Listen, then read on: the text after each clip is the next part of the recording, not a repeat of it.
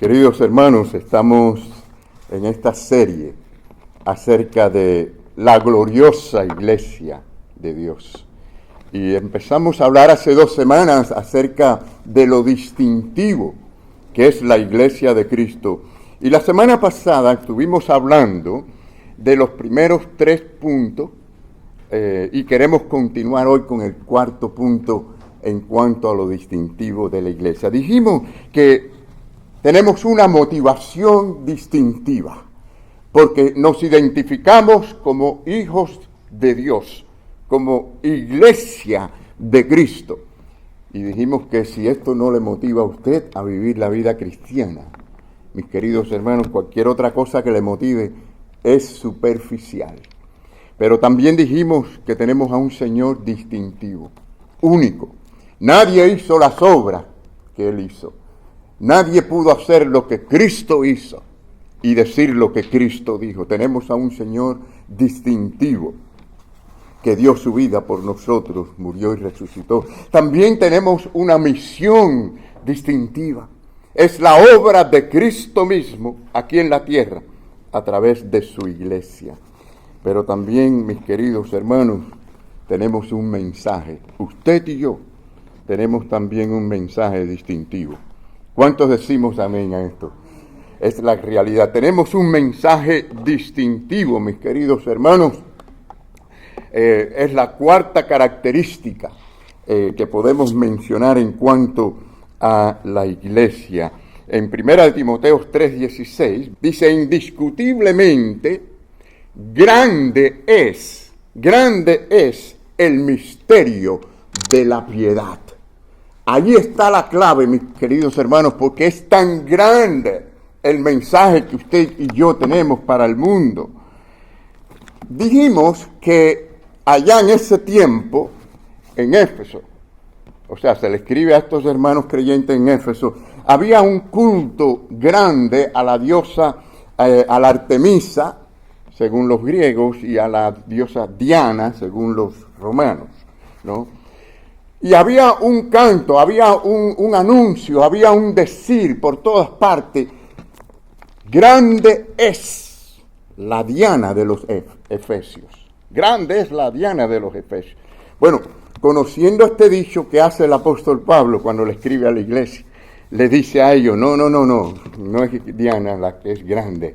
Dice: grande es el misterio de la piedad. Tenemos un gran misterio, mis queridos hermanos, que explicar. El mensaje de la iglesia es grande, ¿sí o no? Y se resume aquí como misterio de la piedad. En la iglesia, mis queridos hermanos, un misterio no es un rompecabezas o no es un dilema que no podamos entender ni explicar, sino un misterio es algo que previamente no había sido revelado, que estaba oculto y ahora ha sido revelado. Y usted lo conoce, este es el gran misterio, es acerca de Jesucristo.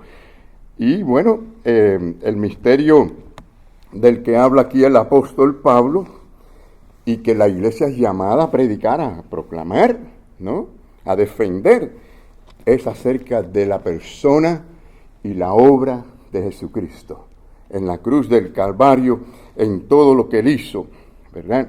Ahora, vemos en el resto, o a continuación, en los versículos 16, allí se pone en manifiesto como un himno que explica todo lo que realmente significa que tengamos un mensaje, o por qué tenemos un mensaje distintivo. Pero fíjense que la mayoría de los estudiosos dicen que esto era un himno, que era un himno que cantaban los primeros cristianos, los cristianos primitivos de aquellos tiempos, y sería bueno que alguien pudiera sacar un himno de este versículo. Ténganlo allí a mano, 1 Timoteo 3:16. Yo quiero que ustedes lo lean conmigo. Busquen allí 1 Timoteo 3:16. Vamos a ir a la segunda parte, ¿no? Ya dijimos la primera parte. El versículo dice así a continuación: Dios fue manifestado en carne, justificado en espíritu, visto de los ángeles, predicado a los gentiles, creído en el mundo, recibido arriba en gloria. Tenga eso allí a mano, mi querido hermano. El mensaje de la iglesia es Jesucristo, desde el principio hasta el final, ¿no? Y eso es lo único que hace que usted y yo tengamos un mensaje que proclamar que es distintivo, diferente. Y este mensaje es tan poderoso, hermanos, fíjense, es tan poderoso que es el único mensaje capaz de transformar las vidas de las demás personas. Por eso el apóstol Pablo decía, allí en Romanos 1:16, él decía, no me avergüenzo del evangelio, porque es poder de Dios para salvación. ¿Cuántos decimos amén allí? ¿Verdad? ¿Poder para qué? Para cambiar vida. Poder para cambiar la manera de pensar, de vivir, la manera de ser. Cuando un creyente, o la iglesia, porque la iglesia se compone de creyentes, no tiene nada que ofrecerle al mundo en términos de una vida cambiada, entonces somos igual que los paganos o las personas en el mundo perdidas sin Cristo. Pablo dijo, nosotros predicamos a Cristo crucificado. Pero no solamente esto, también predicaban al Cristo resucitado. Él dijo en 1 Corintios 15:4, y que fue sepultado y resucitado al tercer día, conforme a las Escrituras. Esa es la misión de la iglesia en pocas palabras, mis queridos hermanos. Se trata acerca de Jesucristo. Ahora, tenemos un gran Salvador que proclamar. Y vamos a estos puntos que acabamos de leer. Y dice, la primera que estuvimos mirando es que Dios fue manifestado en carne. ¿No dice así? Manifestado en carne. Noten, hermanos, muy importante, porque no dice que se originó en la carne. Simplemente se hizo visible. Dios se hizo visible en Jesucristo mismo. O sea, nació a través de la Virgen María y vino al mundo como hombre, físicamente hablando. Dios es un ser, sí, sabemos que es un ser eterno, es espíritu, pero se manifiesta a través de Jesucristo, hombre, y se identifica así con el ser caído, con el pecador, es a través de Jesucristo. Por lo tanto, Jesús existía antes de la fundación del mundo. O sea que lo que está hablando aquí es de una encarnación, la única encarnación. La única encarnación. Hay gente que cree en la encarnación de los seres humanos y de esas cosas. Eso no existe, eso no es bíblico. Cristo sí encarnó, porque existía antes. Miren, Isaías mismo dijo acerca del Mesías que nacería como un niño. La Biblia da datos de que nacería de una virgen. Y podemos ver eso en las profecías. Pero dice la palabra de Dios a través del Evangelio de Juan, en Juan capítulo 1, que la palabra de Dios, el verbo de Dios, se hizo carne y habitó entre nosotros.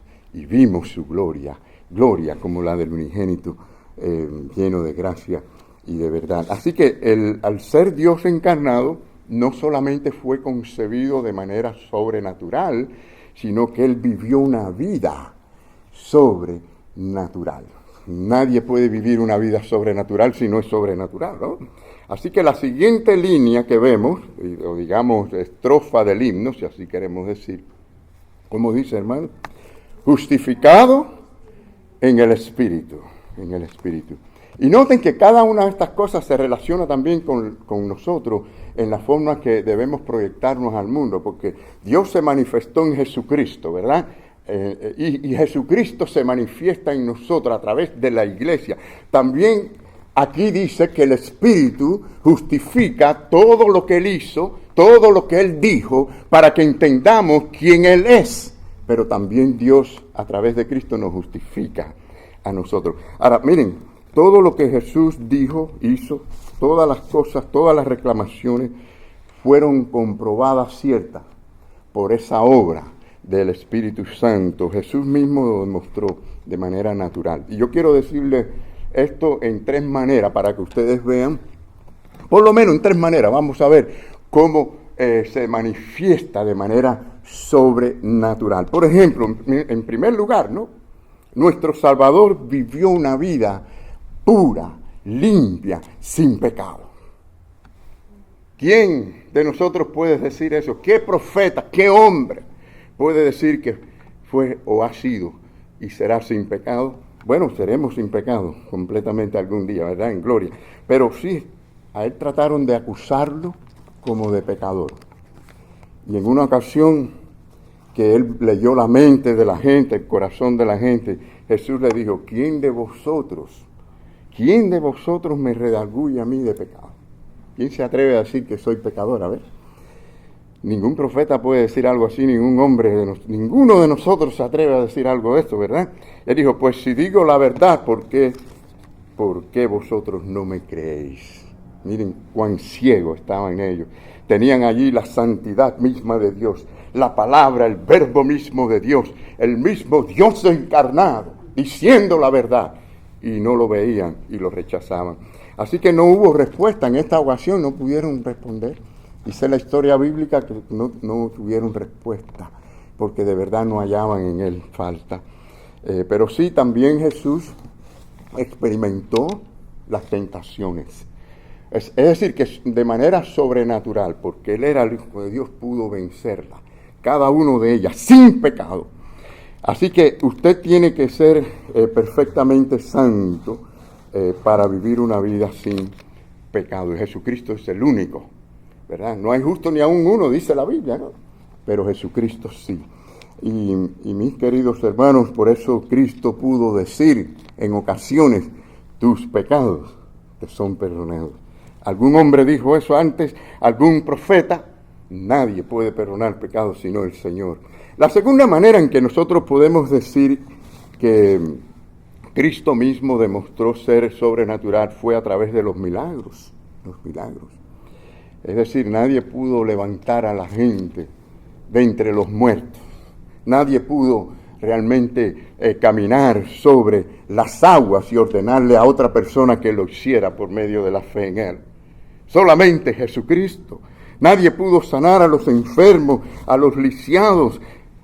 Nadie pudo hacerlo como Él.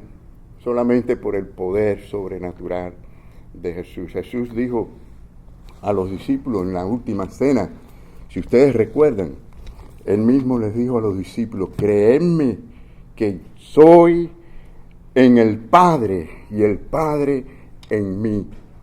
Dice el Señor, de otra manera, créeme por las mismas obras. Es decir, si no me pueden creer por lo que yo hablo o digo, créanme por lo que yo he hecho, hago. Ustedes han visto. La tercera y mayor prueba, vamos a decir, de que Jesús es este misterio revelado, ¿verdad?, en la vida terrenal, es la resurrección. La resurrección es el sello. Es el recibo de comprobante, mis queridos hermanos. Cuando nosotros compramos algo, queremos una prueba, ¿no?, de que hemos pagado, de que eso nos pertenece.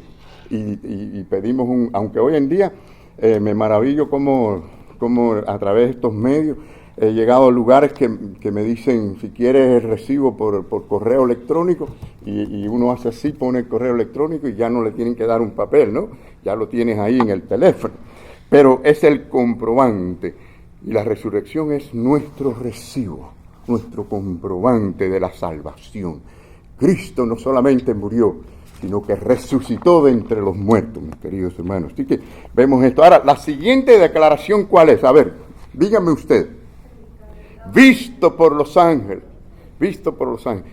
Saben que los ángeles, si leemos todo el Nuevo Testamento en cuanto a la historia de Jesús, estuvieron ahí todo el tiempo, ¿verdad? Lo vemos activo, por ejemplo, un ángel predijo o habló o hablaron en el tiempo de su nacimiento. ¿Recuerdan? La Biblia dice que los ángeles dijeron, gloria a Dios en las alturas.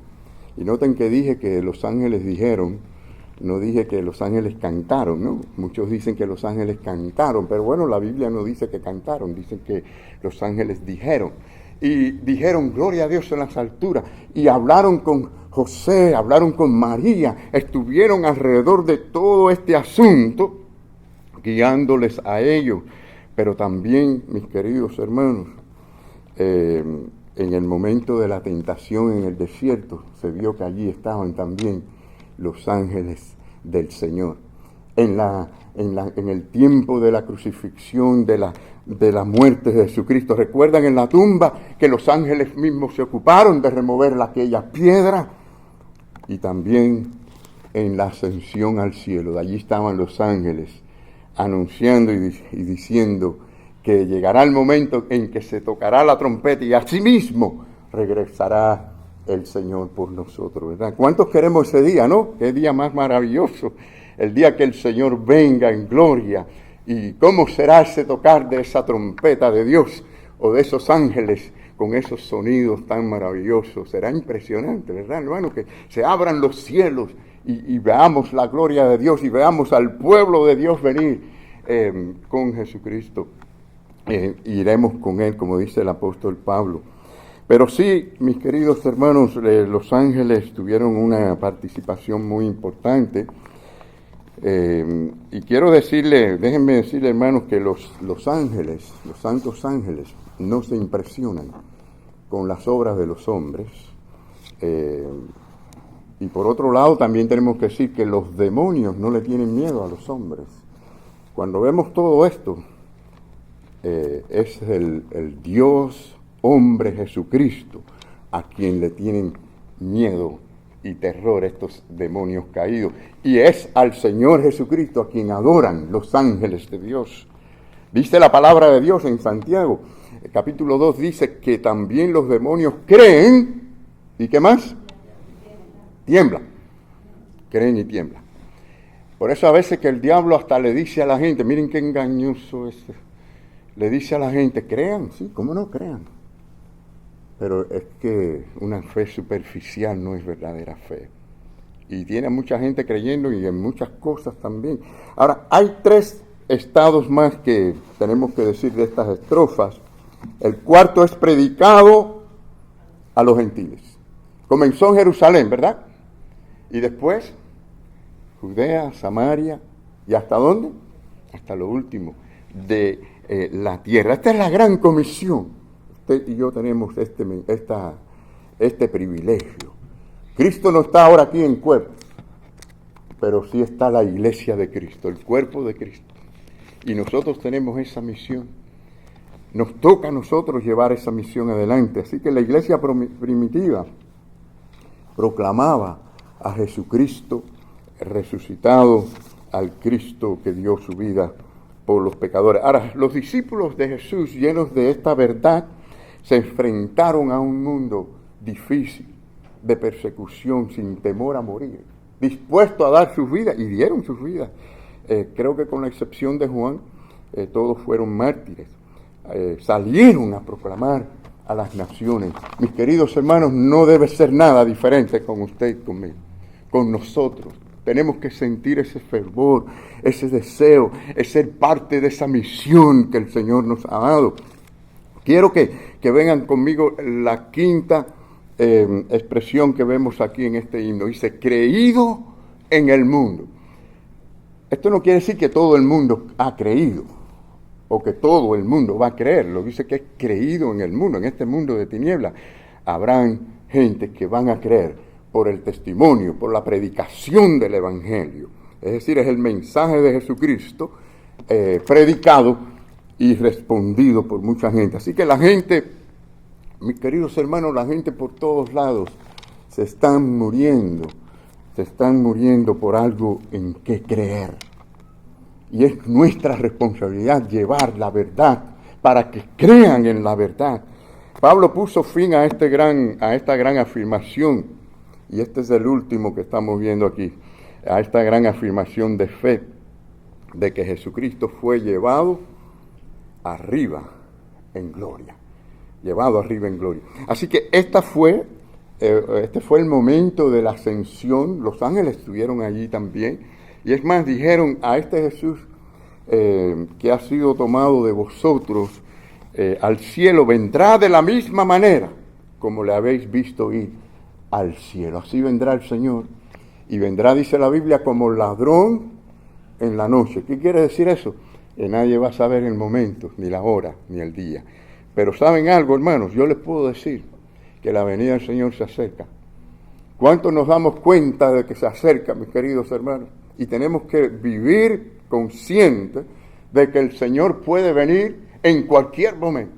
Cuando nosotros vemos cómo está el mundo, cómo está la maldad de los hombres, cómo está la rebeldía, incluso cómo está la poca fe de muchos creyentes hoy en día. ¿Recuerdan cuando el Señor Jesucristo dijo que cuando venga el Hijo del Hombre hallará fe en la tierra? Cuando usted lee todo ese contexto, usted se da cuenta que Jesús estaba hablando de la oración. Y lo que Jesús estaba diciendo, cuando llegue la venida del Hijo del Hombre, va a ser tiempo en que muchos cristianos van a estar flojos en la oración. ¿Qué les parece? Siempre habrá un remanente fiel. Siempre lo ha habido, un remanente fiel al Señor. Y gloria a Dios por eso, porque eso también es obra del Señor. Y mis queridos hermanos, Dios quiera que nosotros aquí, en Renacer, seamos ese remanente o parte de ese remanente fiel al Señor, fiel en la oración. Y qué bonito en la clase escuela dominical como hablábamos de que cuando oramos, ¿verdad?, por los demás estamos mostrando amor, ¿verdad? Jesucristo dijo que de esta manera el mundo iba a conocer acerca del Señor al vernos a nosotros, de que nos amamos unos a otros. Y sí, hermanos, Cristo fue recibido allí arriba. Miren, una vieja iglesia en Inglaterra tenía un letrero que decía: nosotros predicamos a Cristo crucificado. Pero con el tiempo empezó a crecer la hierba mala y llegó el momento en que solamente decía el letrero o se veía: nosotros predicamos a Cristo.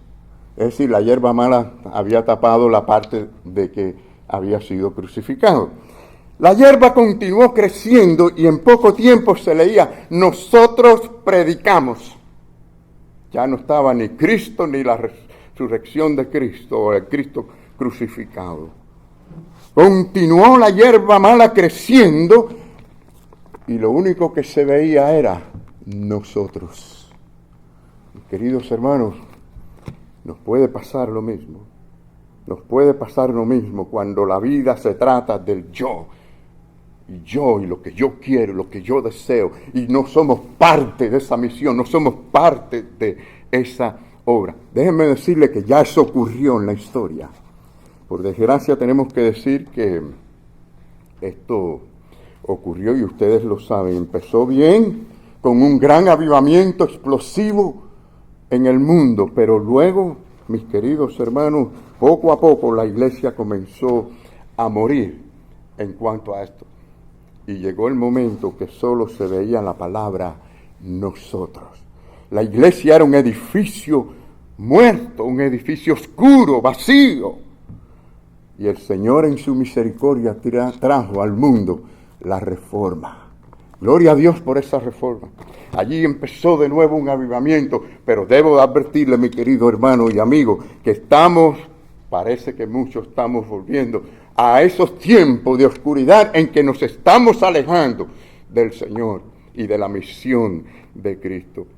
Miren, así como un vagón de carga se desconecta de su tren, y cuando esto ocurre no va a ningún lugar. Bueno, la iglesia, si se desconecta de Cristo, si se desconecta de la misión que tiene que llevar y cumplir, mis queridos hermanos, no va a ir a ninguna parte.